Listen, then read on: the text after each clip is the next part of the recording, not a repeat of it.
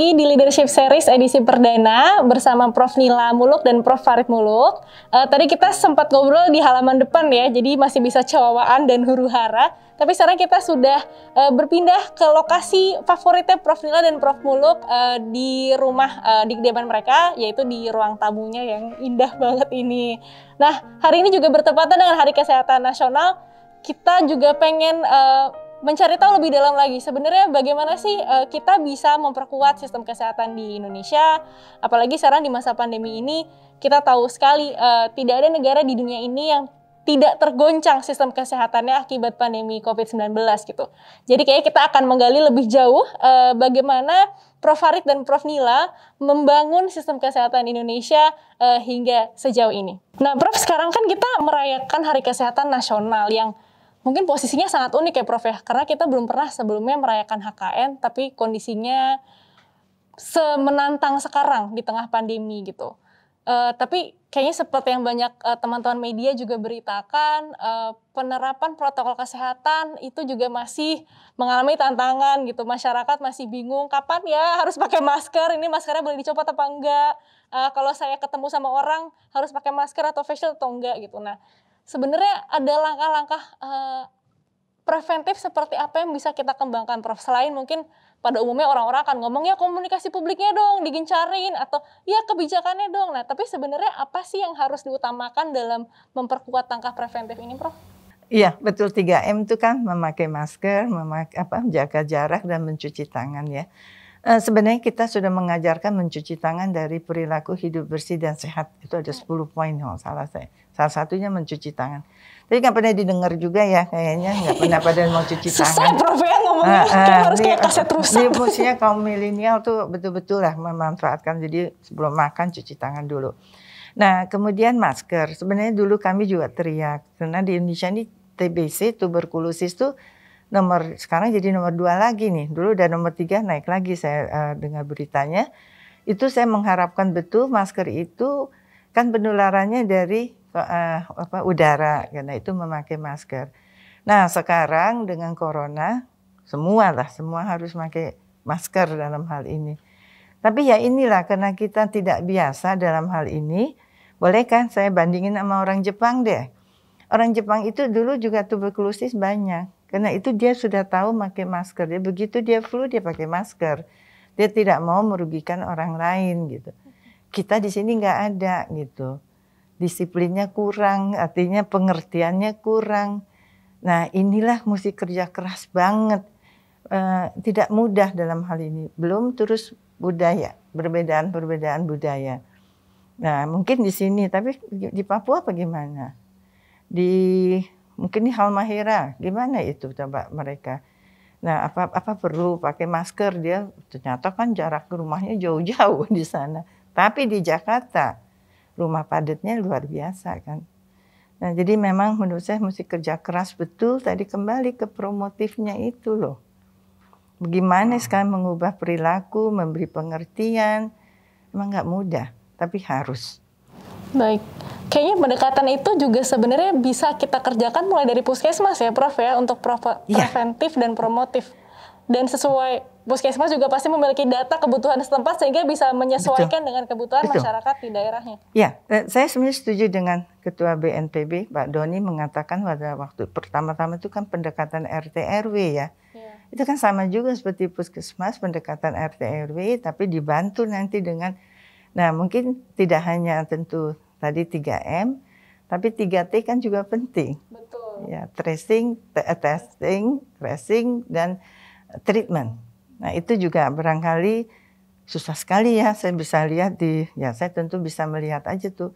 Nanti marah-marah, nggak mau diisolasi, petugas sampai ambulansnya ditimpukin kan, ada yang begitu. Jenazah ditarik-tarik. Jadi gimana nih? Baik. Jadi itu yang terjadi di kita. Jadi rasanya berarti perlu ada keseimbangan antara kebijakan dan juga komunikasi publik untuk mendorong betul 3T, sekali. 3M dan upaya promotif preventif lainnya ya Prof ya. Baik. Saya punya pengalaman.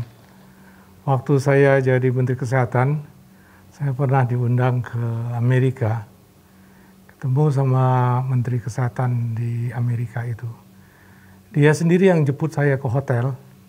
ya sampai di kementerian dia, mobilnya itu dia parkir di garasi di bawah tanah yang kotor itu ya. Jadi langsung naik lift terus ke rumah sakit, ke bagian anak begitu ya. Terus dia bilang ayo naik nih. Saya bilang saya ganti sepatu dulu, sepatu supaya masuk ruangan itu perawatan anaknya itu. Oh nggak usah katanya. Saya mau pakai baju ini, ganti baju itu. Oh nggak usah, cuma satu katanya. Yang harus itu saya ingatkan. Sebelum Anda pegang sesuatu di ruangan ini, cuci tangan dulu. Sesudah Anda selesai pegang sesuatu itu, cuci tangan lagi untuk Anda. Jadi obatnya itu atau caranya itu oleh dia itu tuh, cuci tangan ini paling efektif. Cuci tangan ini paling efektif.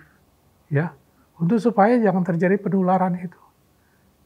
Nah ini yang saya apakan bahwa dulu kelihatannya simple sekali cuci tangan ini nih ya, tapi ternyata wah, cuci tangan itu paling efektif betul untuk menjaga kesehatan, ya kesehatan pribadi maupun kesehatan lingkungan kita begitu. Coba ini dibudayakan cuci tangan, sedikit-sedikit kita harus cuci tangan begitu. Ya, coba budayakan. Tapi saya sambung nih. Saya perlu PU.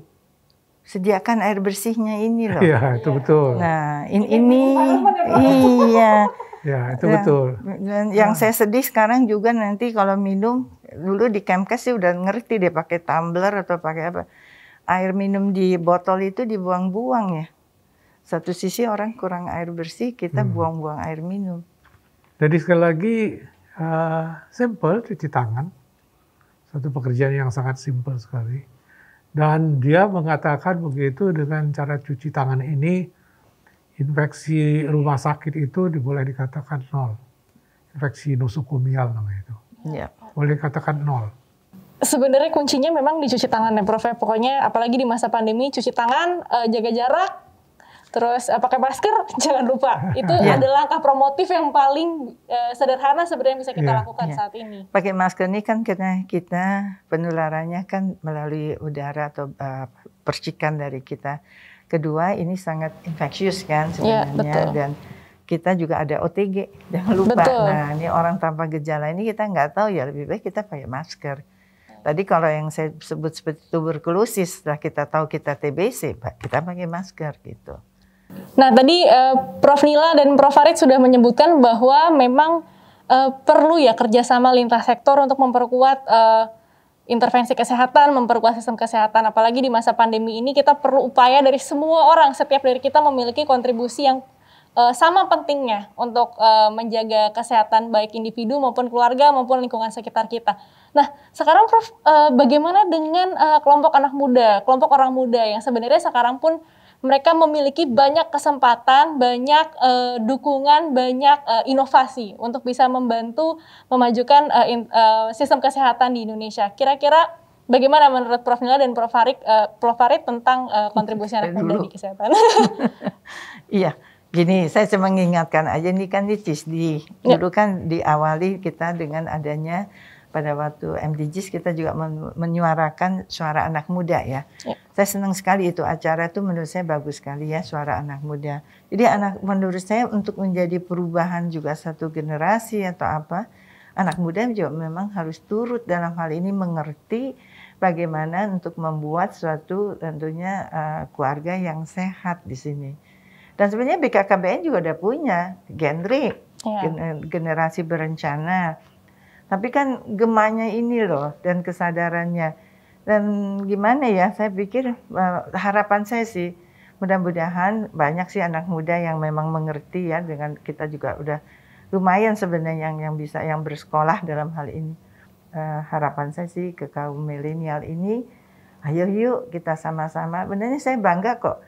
Ada beberapa yang saya ingat misalnya Bapak Susu ya. Bapak Asi, sorry. Bapak Asi, betul. Dia begitu care dengan Asi, kalau anaknya lahir, dia juga ikut bantu. Itu suara anak muda gitu. Dan pernah juga digemakan pada waktu di tahun berapa ya, di sini dengan Syaro dengan WHO kan. Youth Town Hall ya Prof? Iya, Youth Town Hall. Saya ngingetin aja itu. Iya, itu kita inget banget di bawah Prof Nila kita bisa kerja bareng-bareng antara CISDI, Kemenkes, dan WHO itu menjadi sebuah momentum yang kita juga menyadari, oh ternyata Prof Nila nih sangat terbuka banget loh dengan anak muda. Bagaimana anak muda kemudian bisa berkontribusi, bisa menyuarakan pendapatnya, bisa menyuarakan temuannya, dan harapannya juga itu bisa diteruskan oleh penerus-penerusnya Prof Nila untuk mengajak dan merangkul kembali anak muda begitu, Prof. Iya, terima kasih banyak Prof Nila. Prof Farid, silakan kalau ada tambahan. Kalau saya sih kira melalui pendidikan. Baik. Ajarkan di sekolah-sekolah itu, ya soal cuci tangan begitu.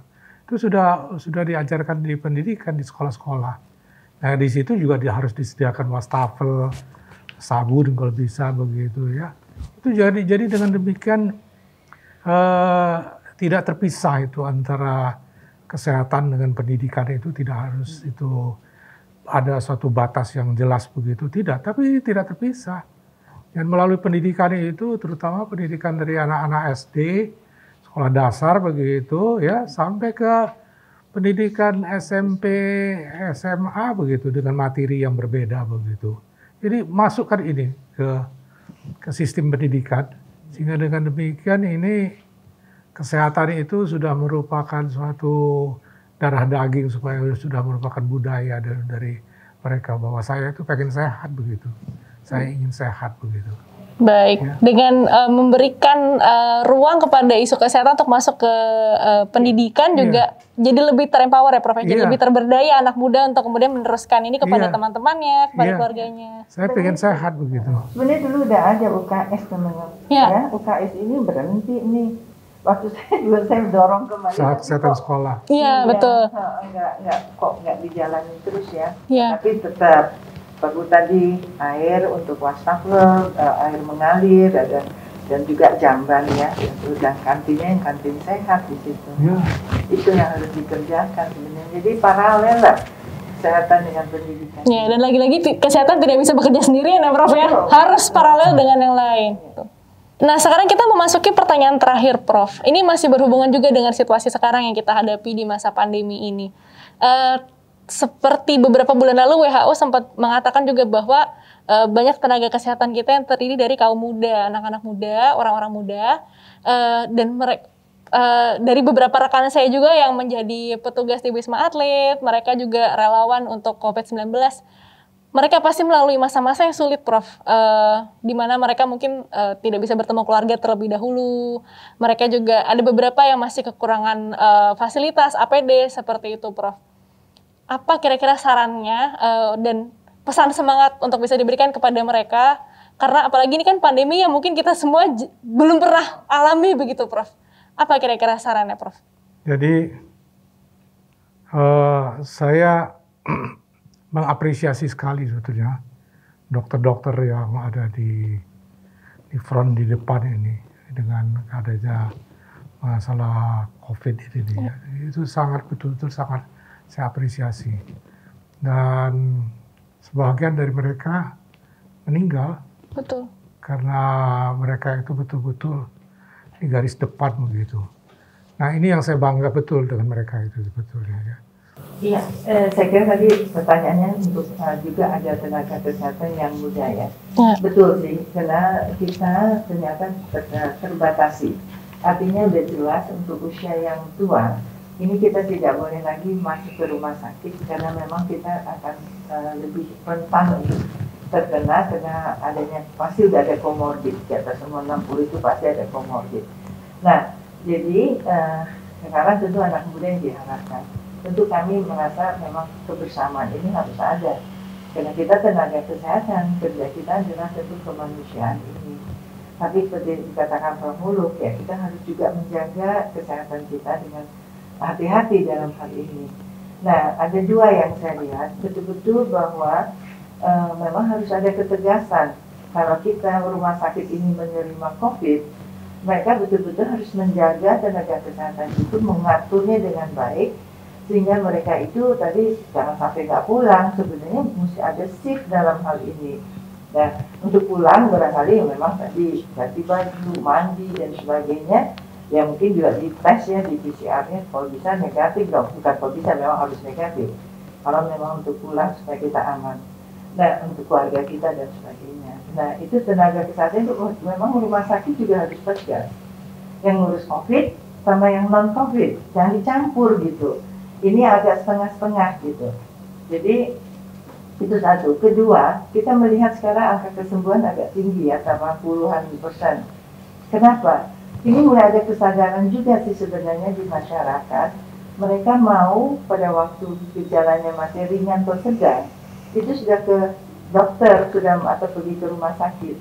Jadi memang ini dengan cepat dan penanganan juga mungkin sudah lebih teratur ya dalam hal ini, atau lebih mengetahui triki-triki yang harus dilakukan, kapan diberi obat steroid, kapan diberikan obat antivirus, kapan diberikan azitromisin dan sebagainya, itu dilakukan sehingga akhirnya memang ini lebih sembuh. Jadi kelihatan masyarakat ini yang datang untuk ke stadium kritis atau bahkan seberat dulu ya, berat itu agak sudah mulai menurun gitu. Artinya memang sudah di awal di depan. Baik. Jadi kepada teman-teman tenaga kesehatan muda, dokter, perawat, bidan, dokter gigi, tenaga ahli lab, semuanya mendapat apresiasi yang sangat tinggi dari Prof. Farid dan Prof. Nila. Nah, berikutnya kita sudah terima pertanyaan nih dari teman-teman penonton CISDI TV yang setia. Terima kasih banyak sudah mengajukan pertanyaan. Saya mau bertanya kepada Prof. Farid dan Prof. Nila. Ini ada pertanyaan dari Aryatul Kolbi dari Yayasan Pelita Katulistiwa. Ini adalah inisiatif anak muda, Prof. Mereka membantu puskesmas di daerah pedalaman untuk mendapatkan listrik, dukungan listrik supaya bisa terus memberikan layanan kesehatan kepada masyarakat di wilayah kerja mereka. Pertanyaannya adalah, bisakah intervensi kesehatan di Indonesia lebih memperhatikan enabling environment atau faktor-faktor lingkungan ke depannya? Silakan, Prof. Saya dulu. Ya, baik. Kita ingat teori Bloom ya, saya selalu pasti pakai itu kok ya. Artinya lingkungan itu 30%, perilaku juga kurang lebih, itu yang tadi disebut Pak Muluk, baru genetik ada memang 10, baru dukungan dari kesehatan itu sekitar 30% juga ya, sekitar itu 20-30. Jadi lingkungan. Nah, jadi terkait dengan tadi perilaku kita. Kalau perilaku kita tidak ramah lingkungan ya tentu mengganggu. Dan ini sudah terjadi. Anda mesti ingat dong semua ini dengan climate change yang terjadi. Ya artinya memang mungkin boleh dikatakan populasi kali ya, kebanyakan gitu. Kita semua mau hidup, akhirnya merusak lingkungan. Dan akhirnya perilaku kita juga luar biasa ya dalam hal ini. Jadi saya kira memang sangat, kalau lingkungan diganggu, ekosistem terganggu, nah keluarlah ini bakteri, virus, dan segala macam yang akhirnya bumerang kepada manusia sendiri gitu. Jadi saya kira memang betul, minta maaf saya kalau lihat sungai kita kan, sungai kita buat tempat buang sampah yang terbesar kali ya. Nah itu kan kemarin diurusin tuh, termasuk Pak Doni nih dari BNPB nih, Cisadane itu dibersihkan, itu segala sampai kasur dibuang ke sungai. Jadi ya perilaku kita sebenarnya. Jadi menyadarkan itu loh, yang akhirnya bumerang untuk kesehatan juga. Gitu. Sederhana sekali deh. Tadi kita nggak mau cuci tangan, habis pegang tanah, makan langsung, apa yang terjadi? Cacingan kan? Ya udah, kalau udah cacingan, kurang darah, anemi dan segala macam akan terjadi. Oke teman-teman, penonton setia Leadership Series episode perdana, kita sudah memasuki penghujung acara. Tidak terasa ya, kita ngobrol banyak banget sama Prof. Nila dan Prof. Farid tentang visi beliau, tentang cita-cita beliau, bahkan tentang panggilan kesayangan Prof. Farid untuk Prof. Nila gitu. Tapi waktu jualan yang memisahkan kita.